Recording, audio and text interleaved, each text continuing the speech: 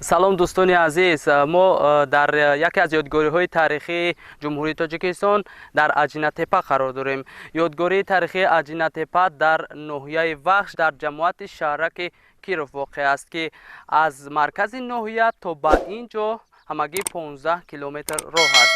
ва бояд гуфт, ки аз ин ҷо бисёр сайёҳони дохилӣ ва хориҷӣ низ дидан мекунанд, чунки Аҷинатеппа дар рӯйхати он ёдгориҳои таърихие, ки дар сатҳи ҷаҳонӣ шинохта шудааст, дарҷ гардидааст ва маҳз сайёҳони хориҷӣ аз рӯи ана ҳамон рӯйхати ёдгориҳои таърихии ҷаҳонӣ дидан карда маҳз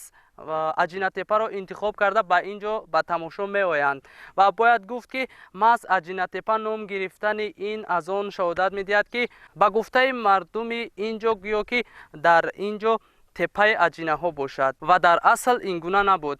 Дар асри 7 ин ҷо сохта шудааст ва соли 1967 вақте ки археологҳо ин ҷоро ҷустуҷӯ мекунанд, аз ин ҷо як ҳайкали буддои 12 метраро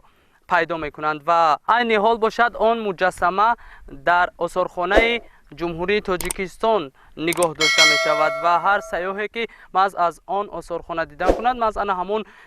ҳайкали буддои 12 метраро дар он ҷо метавонад бубинад ва дар ин ҷо бошад танҳо ана ҳамон нишонаҳо аз асри 7 боқӣ мондаасту халос, яъне 4-5 девор